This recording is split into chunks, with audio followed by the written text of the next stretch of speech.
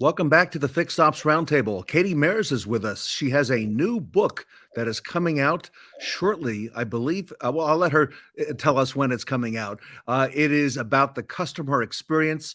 She's a great friend of the Fixed Ops community. Katie, welcome back to the Fixed Ops Roundtable. Thank you for having me, Ted. I'm so excited to be here. Yes, CustomHER experience is coming out on Valentine's Day. No, go figure, right? A book about women and the female consumer, and it is launching on the day of love. You know, that is so timely. Um, I know you've been working on this topic with a lot of your speaking and work you do for dealers all over the continent. Um, Give us a little insight. Take us back. What prompted you to take on this subject and why do it now? Truth be told, I had a really crappy car buying experience, and not just one, I had several. And it was just enough to push me over the edge to start researching the automotive industry from a customer experience perspective, but also from a female consumer perspective. And as I started to dig that rabbit hole deeper and deeper and deeper, I started doing the research. I started compiling articles. That's when I started working with you, Ted. Mhm. And then I was speaking at conferences, and then the book formed itself. It is a message that everybody needs to hear because women rule the roost in terms of Yeah. influence on the world's economy.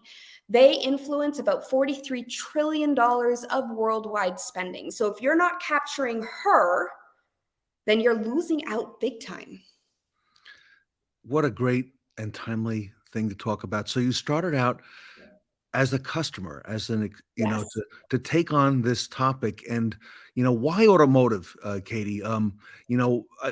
Obviously we all know it's been for many years and still is, right, male dominated, all right? But, why that one of all the industries? Oh, well, I think it's just I've worked in hospitality, I've worked in retail, I've worked in the restaurant business, I've worked in cruise ships and travel industry. And out of all of the industries I've had the pleasure to dabble in, automotive is ripe for the picking. I always say that you can only go up from the bottom, right? So there's just so much low hanging fruit when it comes to a customer experience. And when it comes to flipping that lens and tailoring it to the female consumer, there's so many easy, simple little things that dealerships can do. I thought, hey, there's no one out there really talking about it. So let's help them. Let's steer this cruise ship in the right direction and try to get them and moving forward. Was it hard to write a book and to put all this down on paper? Uh, Yes, it was. The research was time consuming. But what I love is that I had amazing automotive clients that I was able to actually put that research to the test and implement it into their dealerships. And they were phenomenal at helping me uh, really mold all that research into a book, into a nice little package. So yes, it was definitely time consuming, but a work of passion. The book will be out, everybody, on Valentine's Day, and available. It's available right now. I pre-ordered it, Katie, on Amazon.com. Thank you. Yes, it So is available right now for pre-order, and it drops, and so it will ship from Amazon and Barnes and Noble and all the places on Valentine's Day. I want to talk to you about the key differences between men and women. Okay. But before I do, I want to Yes. come back to some people who've spoken here at the Fixed Ops Roundtable. Among them, Liza Borges from Mhm. Carter Myers and others who've talked about the importance of women working in dealership and that your dealership employees also being able to mirror your customers as well, that they are the same. And as you mentioned, women are the dominating force in purchase decisions. Talk to us a little bit more about that because there are some dealerships who've got it and are getting it, but many are not there quite yet. Well, I say if they don't want to work with you, why the heck are they going to want to shop with you? That Mhm. culture that you create for the females in your dealerships is what exudes and what the female customer sees and what she feels when she walks into your dealership. So if they don't want to work for you, they definitely aren't going to want to shop with you. Female consumers want to see themselves in your business. If there's women working there, then they are more open to trusting you. I think we need to take a look at like a fee plus male environment. It's not just all about females. We have to marry the two together. And I actually have a whole chapter on that in the book, talking about how we can actually make a fee plus male environment work. I think that if a dealership, for example, in service, does not have women, let's say, as service advisors, and by the way, I hear from Tully all the time that the top performing ROI service advisors are the women at his dealership. But I think Yes. if you don't have women representing you, I think that's also sending a message to the customer about the dealership. What do you think? Oh, 100%. It's if women don't see themselves in your dealership, then their alarms go off, their spider senses go off. And when you talk about the service lane and you talk about having service advisors that are female, women make nine out of 10 women make all the decisions on getting their vehicles either repaired or their maintenance done. So if they're not seeing a female or men who have a high EQ that can create these relationships, then you've already got those spidey senses going off, and they're going to be cautious to trust you. They're going to be cautious to spend money with you. And they're definitely, if their expectations are not met, they're not going to refer you. All the studies that we have seen show the strong ROI by having women as a very, very big part of your force. We've had a number of companies on here that have had panels with, for example, Rapid Recon did a panel on the women of recon. All right. And these were four ladies who worked for Rapid Recon who talked about their interaction with the dealership. And going back to the word you just said, trust, and that other T word, transparency, and what a tremendous edge they talked about by having the women on their team interacting with the dealership employees and the many women as well there. Yeah, it's incredible. And the female consumer is 30% more likely to refer your dealership, your services, your people to a friend or family member, 30% more than a man. So if you don't get that trust part right, if you don't cultivate and create those relationships, and if you're not transparent with her, you're losing your future customers. On the sales side, we see a lot of technology now that deals with transparency on, for example, on the buying process, on F&I. It has come, Katie, to service now, and the fact that we need to be transparent. Consumers look to validate, with third-party information. Talk to us about some of the key differences between men and women. I've heard you speak about that many times. Well, I'm going to bring it down to science. There are key physiological differences. So it's not just me coming in and saying, hey, I'm a woman, I want to be noticed. No, there are key physiological differences. So the first one is our limbic brains. Our limbic brains, a female limbic brain, is deeper and wider, almost by 2 times the size of a man. And some of you may be going, what the heck is a limbic brain? Some of you may know, but the limbic brain is the emotional and memory hub of our brain. And women feel more greater or greatly more than a man. And it's because our limbic brain, we're just built that way. We were put on earth that way.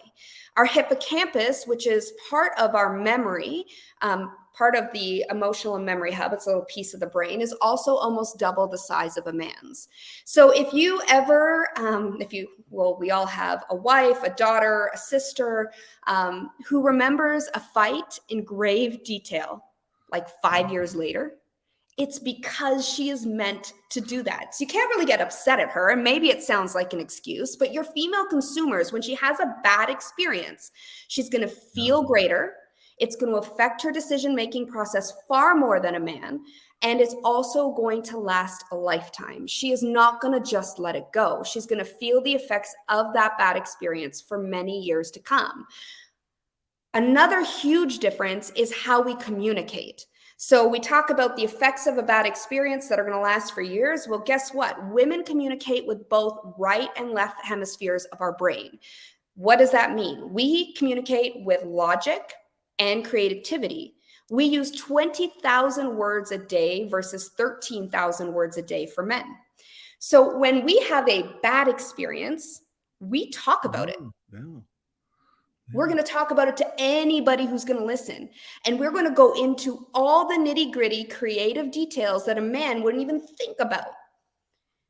Those are 3 key physiological differences. Now, if we take it one step further and you want to create an experience she feels good about, because that's what it's all about for her, right? It's that lighting up that limbic brain and that hippocampus, is that we crave relationships.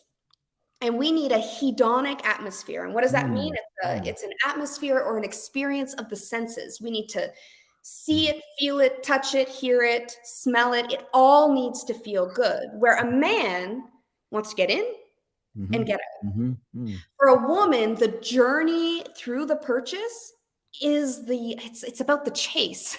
It's about that journey. It's not necessarily about the purchase itself. She is feeling all of that first. A man, just go in. That's what I want. Okay, I got it. Great. And they leave. For a woman, it's about how she feels. So those physiological differences that we can't change, but nobody seems to pay attention to, is the reason why women, 43% of women, don't trust the automotive industry. It's because we have men at the top designing brand experiences, and they are designed for men and delivered by men. And women are the ones that are making those decisions. That 43% seems low. Well, you are 50% of the population, so it's almost in line with that. But it's they're just not trusted. I mean, think about it. Half of their customer base, almost half, aren't trusting. They're not going to trust you. We're talking today to Katie Maris. She's an author. She's just written a new book. It's out on Valentine's Day, just a couple weeks from now.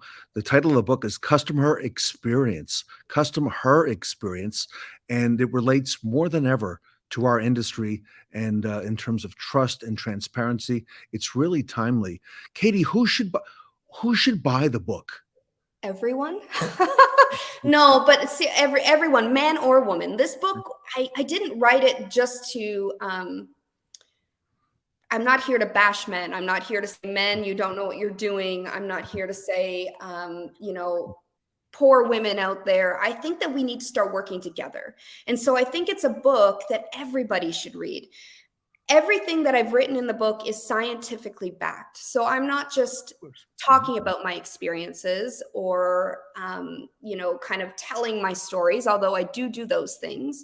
Everything is statistically and scientifically backed. So it's something that everybody can read and learn from.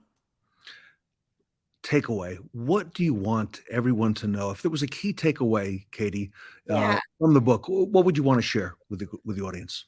Well, the question I get once they either, they've talked to me about the book, they've talked to me about the female consumer. Many of you know that I come from just a customer experience background, 5-star experience. They say, well, what the heck am I going to do now? Like, I have to upheaval my entire, brand experience that I've already designed, and how much work do I have to do? The answer is no. I want you to take the experience you've designed. I mean, as long as you've designed one, that's a whole other story if you haven't. And I want you to just work with the women in your organization, the customers that you speak to, the female customers, your wives, your girlfriends, your daughters, anybody who's willing to look at each touch point of your brand experience, the journey through time. And all that you need to do is create a few tweaks per touch point. So I don't want you to think, oh, I'm going to read this book and it's going to be so much work. No, it doesn't have to be. It's just another layer on top of the already customer experience that is designed by you and is being delivered by your team. It's just taking it one step further. So I guess I just don't want everybody to be scared. Oh, it's so much work. It doesn't have to be. It's quite simple. The hard part is doing it consistently. The hard part is acknowledging it. The hard part is looking in that accountability mirror and saying, shoot, maybe I do need to do something different. That's the hard part. But once you actually read the knowledge that's given, it's not that difficult to actually implement it into the systems and processes you already have. Everybody, Katie's new book, Customer Experience, is out February 14th. I know Katie personally. I want to challenge our industry. I want to challenge the fixed ops directors. You know, if you've got 4, 5 more service advisors, go on Amazon now and pre-order the book and get one for every one of your advisors, general managers. Get one for every one of your employees. You want to read the book and you want to understand our industry and understand the thinking that Katie shares in the book. And you don't want to miss out on this. Katie's got a great perspective. And Katie, on behalf of the fixed ops community, I want to thank you for all you do for our industry. And thank you for writing the book. Thank you for having me on. And I'm so excited. And honestly, I just thank the industry for welcoming me with this message. Everyone go to Amazon.com. Katie Mayers, her book is out, Customer Experience. Her email is scrolling across the bottom if you want to reach out to her as Yes, well. please do. Katie is also a keynote speaker and has spoken at a lot of big name stuff all around the world, and you know, a very big part of our industry. So, Katie, on behalf of the Fixed Ops Roundtable, thank you so much. Thank you. Katie Mayers, everybody, the author of Customer Experience, available on Amazon right now, here today at the Fixed Ops Roundtable.